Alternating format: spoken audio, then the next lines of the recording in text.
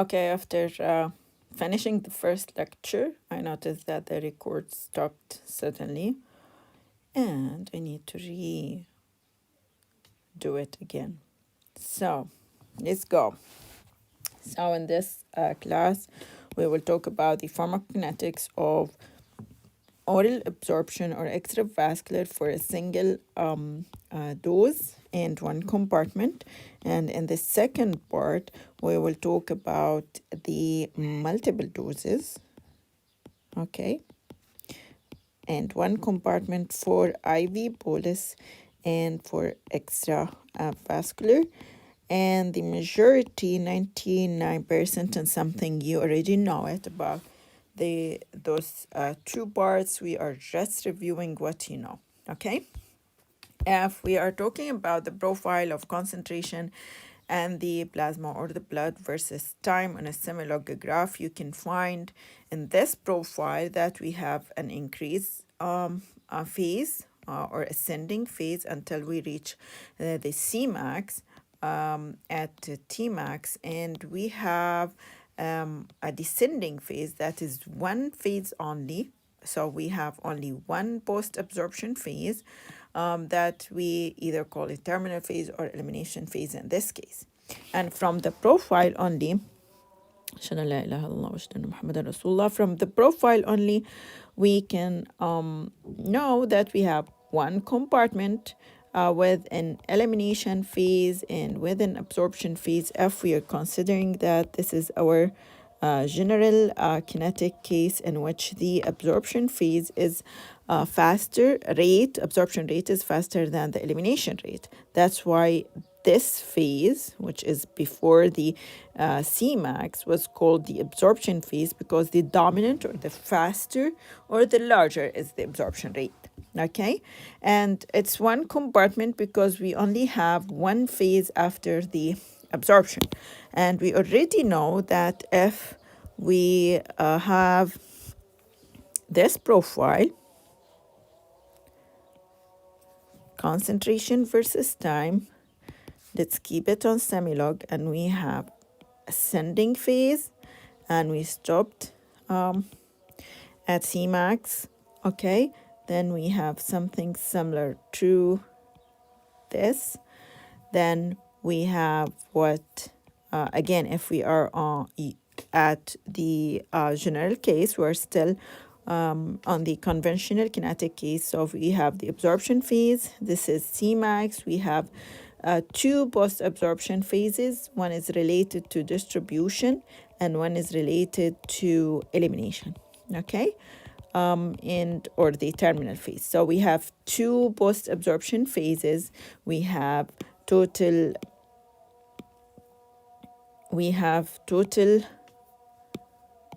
of 3 phases, okay? And from this, I can know that I have two compartmental model, okay? So we have the first compartment in which the drug is distributed rapidly into organs in this compartment, and we have the second compartment in which the drug needs some time to distribute to other organs. So it's slowly distributing to some of the organs in this compartment, and that's why we can divide have the distribution phase separated from the or obvious in the profile, so you can study it even graphically or mathematically. And here we have a distribution, okay, but the distribution is very rapid that you can't separate it or you can't even see it. And by the way, we don't care to do so because it's very rapid, so we are fine and we are on a one compartment model, okay? If we want to draw the model for a one compartment model, we have, if we are talking about oral, so we have the XGI or DGI, depends on the reference that you are studying, or XA in some references, and we were using those two in basic kinetic course. We have XP or the amount remained, or DB, amount remained in the body at certain time, and we have XE or the DE, which is the amount eliminated. Okay, and if we are not talking about the order of the reaction, this will be absorption, this will be again elimination. If we are talking about first order kinetic, then we are having Ka here, and we are having K, which is elimination rate constant, absorption rate constant, okay? And if we are talking about first order kinetic, again, this will be time power minus 1, and the net here is also, okay?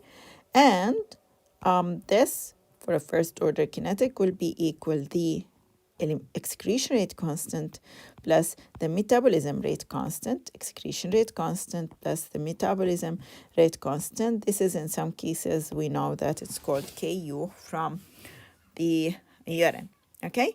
And we know earlier that the as we're talking about absorption now, rather than just elimination as in IV bolus, so we have so many factors affecting the absorption, some of it related to the drug itself and some of it related to the physiological space that we are interested in, and all of the factors that would go under those main factors are involved, and this is the whole kind of factors under those squares are in the science or under the science of biopharmaceutics. And we know that for solid dosage form, we need to have, as capsules and tablets, we need to have granulation to smaller and fine, to smaller particles or even fine particles before going into solution to be able to absorb the drug. So we have disintegration at different stages, and we have the solution in which the drug now and the aqueous solution to be absorbed. Okay, all of those processes have kinetic constants and kinetic rates that we need to study too.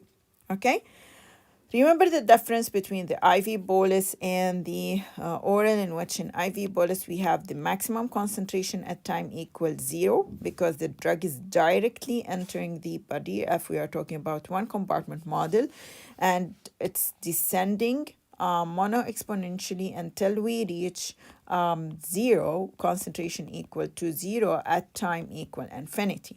Okay, and if we are talking again about IV bolus, then as the drug, the total dose is entering the systemic circulation, then the fraction of the bioavailable drug or bioavailability of the drug is 1%, 1 or 100% if we are talking about percentage.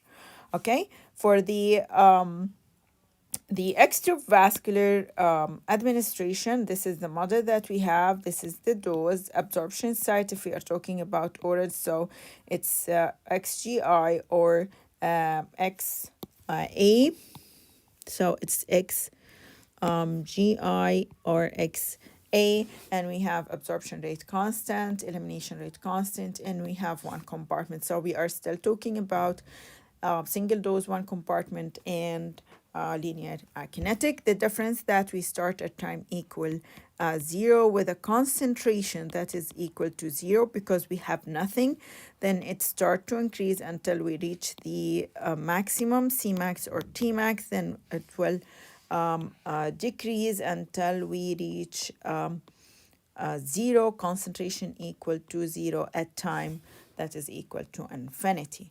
And as the dose of the drug goes into many processes before reaching the systemic circulation, the fraction of bioavailable drug could be equal or less than 1 depending on the bioavailability of the drug and the processes of the drug through different stages before reaching the systemic circulation. Okay, this profile you have it already, which includes some of the major parameters that is usually estimated for the extravascular model, which is Cmax and Tmax and area under the curve. And we know from different clinical information, and just by knowing the profile that we have with the fitted model, you can know the onset of action, termination time or point, and the duration of action of the drug. And those either the parameters or these kind of information is known once the experimental data is done, and the fitted model is estimated or created to estimate other parameters. So for the extravascular kinetic model, for again single dose, one compartment, and linear kinetic, we are assuming that the drug is 100% absorbed, reaching systemic circulation unless otherwise specified. And if you remember in basic kinetic course, I was telling you that if the fraction of the drug is not mentioned, so we assume that it's 100% unless otherwise I tell you something different. The absorption rate constant or the absorption rate is larger than the elimination rate, which is the common case in kinetic or the conventional case. So by default, we don't assume that we have flip-flop kinetic. No, we assume that we are on the common case or under the common case of kinetic, in which the absorption rate is larger or faster than the elimination rate. And for sure, when we are talking about that, we are talking about the initial part of the profile. That's why we have absorption phase as a first phase. The distribution is happens instantaneously, and the drug elimination is a first order process. Those assumptions that you already know it, and if you remember, when each and every time we draw the model, the one compartment model, we keep saying that the drug is one compartment model, single dose, extravascular with a linear kinetic. Okay, so if I want, according to the model that you have, if I want to determine the rate of change and the amount of the drug per unit of time as dxp over dt, according to this model, you know that this will be equal to the rate of absorption and positive because it's increasing, minus the rate of elimination, and it's negative because it's decreasing. Okay, and this is true whatever the rate of the processes of the absorption and elimination is zero or first order. And under the common case of kinetic or the conventional case, we have the absorption phase in which the absorption rate is larger than the elimination rate. Post-absorption phase, we will have the absorption rate start to increase compared to, decrease compared to the elimination rate. And then the terminal phase in which we have all the absorption is completed to have the rate of change in the amount per unit of time is equal only to the elimination rate. And we know that at this point, which is the Cmax, which happens at Tmax, by the way, this is the Tmax, and this is the Cmax, okay? We know that both the rate of absorption and rate of eliminations, rate of absorption, rate of elimination are equal, okay? If we are having first order kinetic, then we know that we have here Ka, this is Xgi, the absorbable amount at the site of absorption. We have Xb, which is the available amount in the body at time T, and we have under first order, we have first order elimination rate constant, and we can write it accordingly as absorption rate minus elimination rate, and we know already why we did that, okay? And we know that according to the rate of absorption, the profile, which is example of that is here, the profile Cmax in the steepness of the absorption phase will be different. An example on that, if we have different formulation, but we are talking about the same drug, but we have different formulations, so different release of the drug from the formulation, so we will have for sure different rate of drug absorption. Okay, and again, if we are having a fast absorption, example on here we have IM route of administration compared to oral route, but it's similar to whatever what we are talking about. So if we have a faster release of the drug, so let's talk about this profile.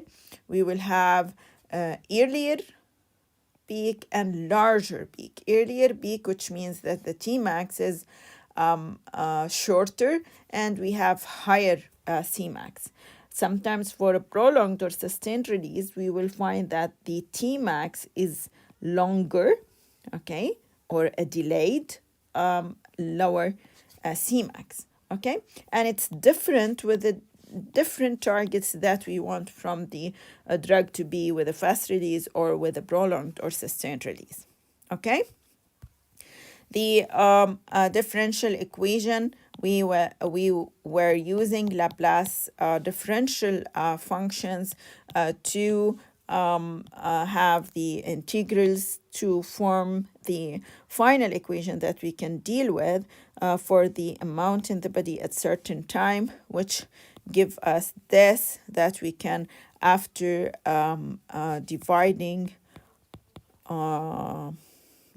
the whole equation by VD, we will have this model equation, which is the one that we were using all the time as concentration of the drug at certain time. And the plasma or biological fluid, we will have a large constant that we usually call it as A multiplied 2 by exponential term, that is one related to the elimination and one related to absorption. And it's by exponential because we have two phases in this case. One is absorption and the other one is elimination. And then we talked about many ways to determine certain parameters and the extravascular model. One of them was the most common one to determine K, in which all the details you have it here, but I will just use a faster way to do it. So let's say that we want to determine K, so log concentration versus time.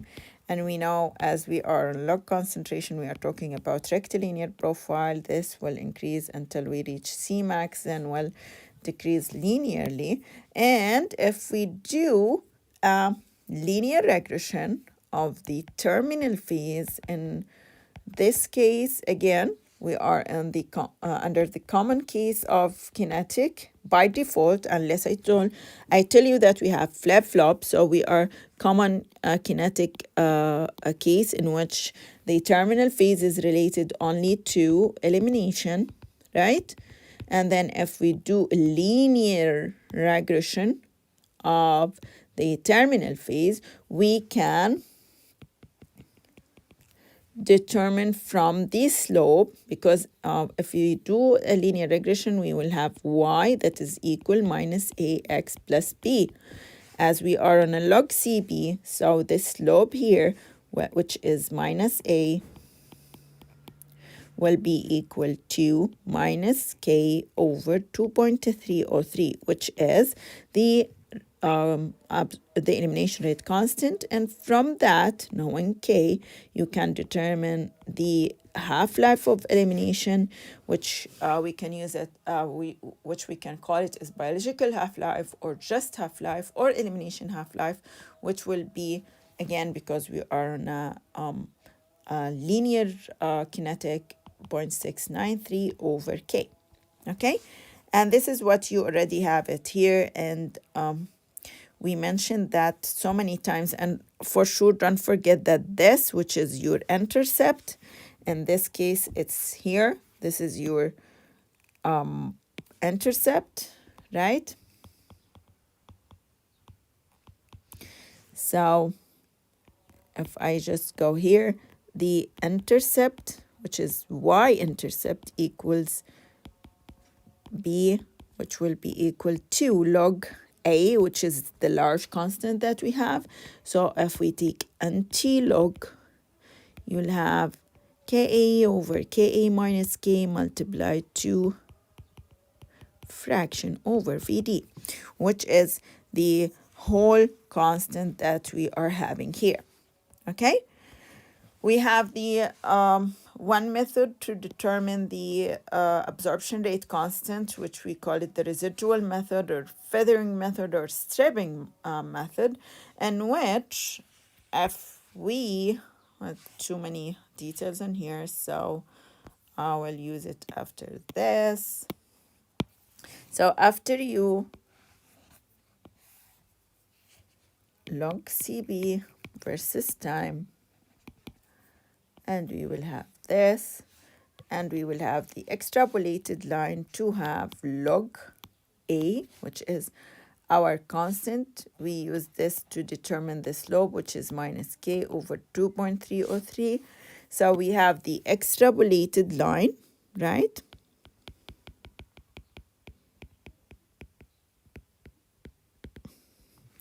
And if you remember, we choose many concentration on the extrapolated line, and what is corresponding to those concentrations at the same time to determine what we call it what?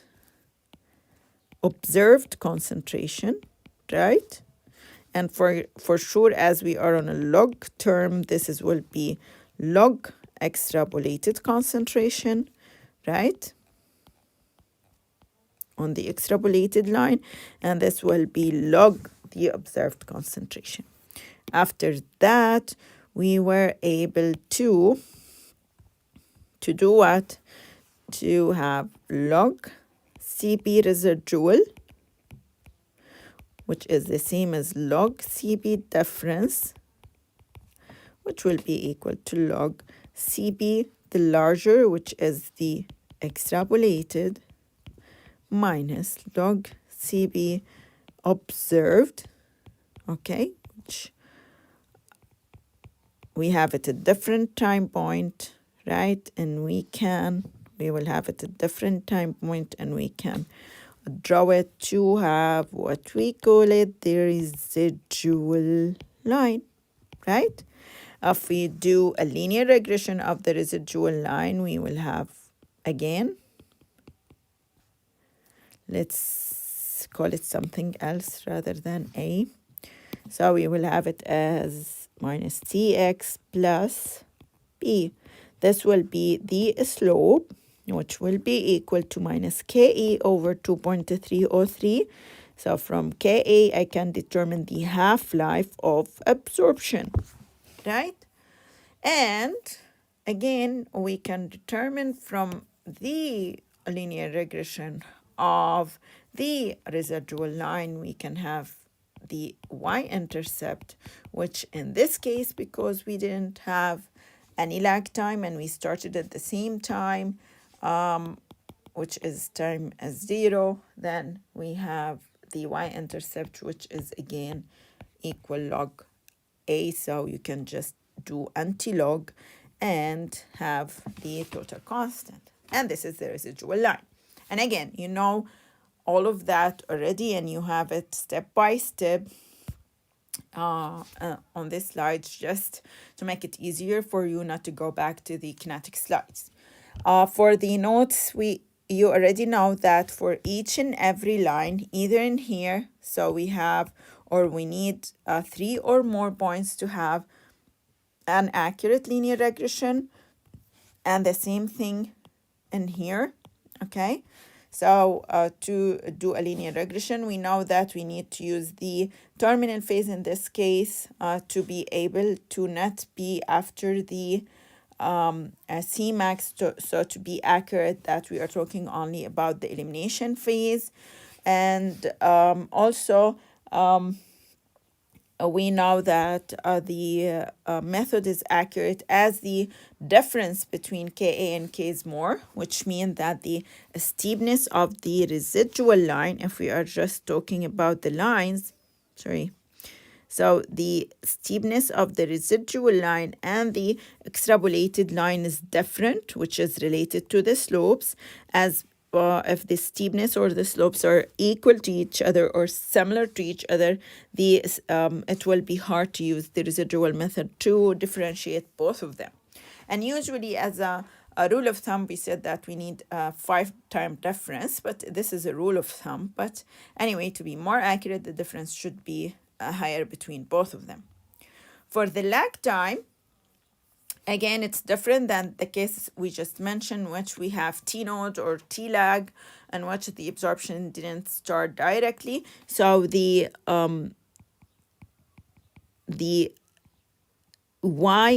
previous y-axis is now called the intersection point rather than the y-axis. So which is at this point, let's say we are in a similar graph. At this point, this was the whole constant, which is A, multiplied to F, multiplied to the dose over VD. This is our intersection point. And it started to be different than the y-intercept because we now have two y-intercepts. And we know that according to the data that you have, you either correct for the time, right? Or we either have the two y-intercepts, so we keep the time as the total time. And we know this already, right? For the area under the curve, the determination, we know that it's similar to whatever that we know. Okay, from the trapezoidal method, but we know with the same, again, with the same assumptions of the trapezoid and with the same rules that you know that we need to divide them to as many trapezoid as we know. And we know that this now is a triangle or a special trapezoid, which is equal to half the base multiplied to the height. Or even we said if you deal with it as trapezoid, that CB1, CB0 or T0 is equal to 0, so it's the same. And then we have CB last here, and the last one, which is from the last until infinity, will be, we can deal with it as similar to whatever that we know from IV bolus because we have only elimination here. Okay, so it will be the same as you know from 0 to infinity, which will be equal to 0 to last using trapezoidal method. Then we have last to infinity using the differential equation, which will be CB last over K. Okay, and this is again something that you know. In this profile, we showed the difference of if the difference between Ka and K started to be changing. So if we are talking about the same K, so the profiles, let me show you as a profile. See here, the steepness of the profile in here for all of them are almost the same because we are not changing the elimination rate constant, we are changing the absorption rate constant. And we can know by changing the absorption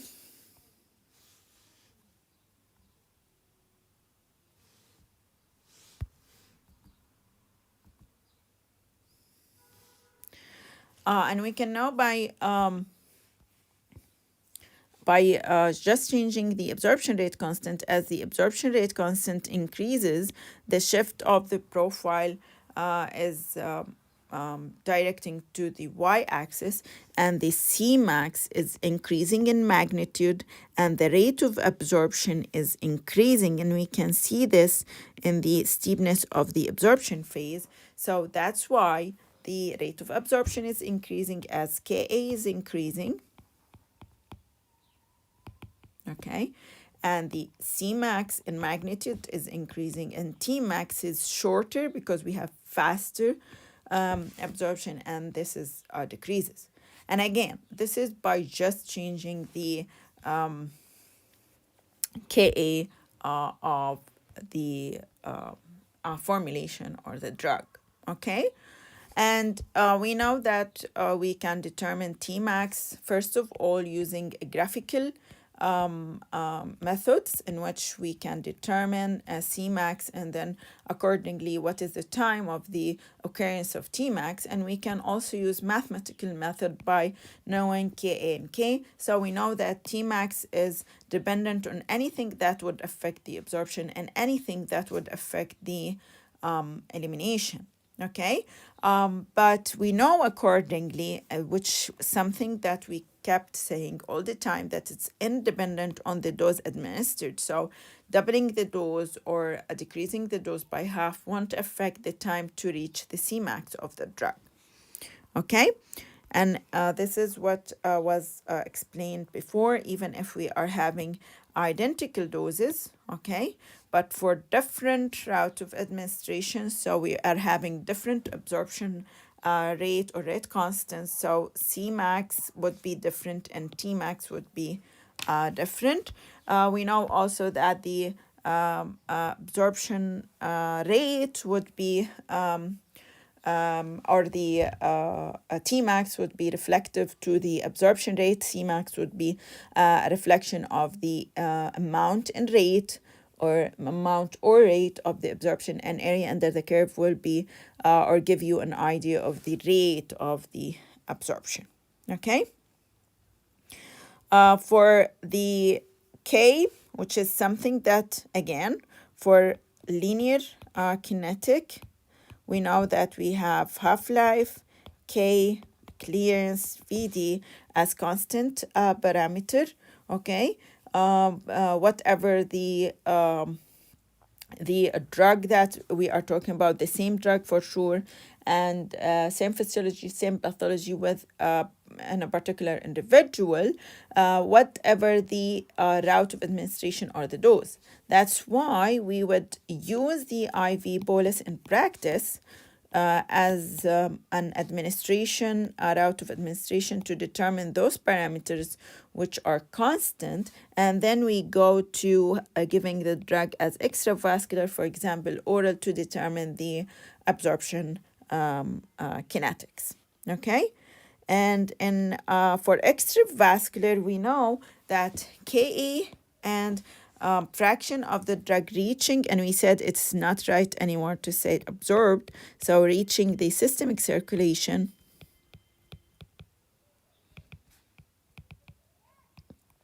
we are having the same Ka and F if we are talking about same formulation, same dosage form, same route of administration. But this should be for the same dose, same drug, and the same individual. Okay? So see how many things should be the same to have constant Ka and F. And if we are changing any of those, okay, even if we are talking about same drug and same dose and same subject, the absorption would be different. So Ka would be different, fraction absorbed would be different. So accordingly, we will have different parameters that we get. And this is the idea of this difference is the idea of bioavailability and bioequivalence study. Okay. I will stop it here. I know that we have, let's continue because we have like a small number of slides until the second part. And bioavailability, we are talking about the amount and rate of the drug that reaching the general circulation after going through many stages before reaching the systemic circulation. We can determine the bioavailability as absolute bioavailability or relative bioavailability using either the plasma data, using area under the curve, or using the urine data, using the amount cumulative excreted in the urine from 0 to infinity or covering 5 half-lives. And see that I'm adding only the plasma data, which means that you need to use area under the curve, total area under the curve, and for sure we need to correct for the dose of each. And as we are talking about absolute bioavailability, then we are talking about standard or reference as IV route of administration. Okay? And this is the note that we kept saying all the time, that it's not right, even it's used sometimes changeably, or interchangeable in the references or textbooks, but it's not right to refer to F as drug absorbed, because it's the drug reaching the systemic circulation, because we have so many stages before, in addition to absorption, before reaching the systemic circulation. For the relative or comparative bioavailability, which we call it as relative or comparative bioavailability, we can, again, for plasma data, use area under the curve, but the standard or the reference would be another extravascular route of administration, or as here, another different route of administration, or another formulation. So just two kind of extravascular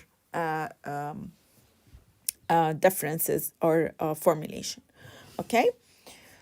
For the first pass effect, we have explained that earlier, and we know that we have, if we're talking about oral dosage form or drug that is taken orally, we have so many things to go through. We have some excretion to the feces. We may have metabolism in the gut cells or gut wall.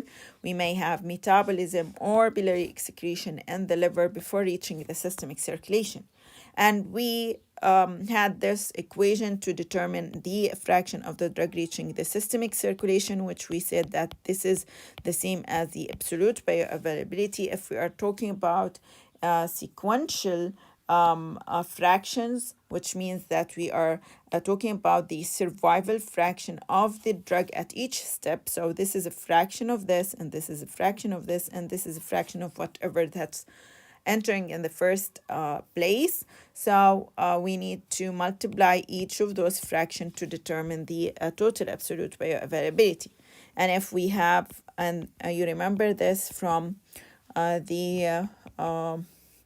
the questions that I gave you, if we are talking about absolute or absorption extraction ratio at the absorption site, or extraction ratio at the gut wall, or extraction ratio at the hepatic, then you need to determine the fraction absorbed by just subtracting this extraction ratio from 1 to determine the fraction survived at this stage.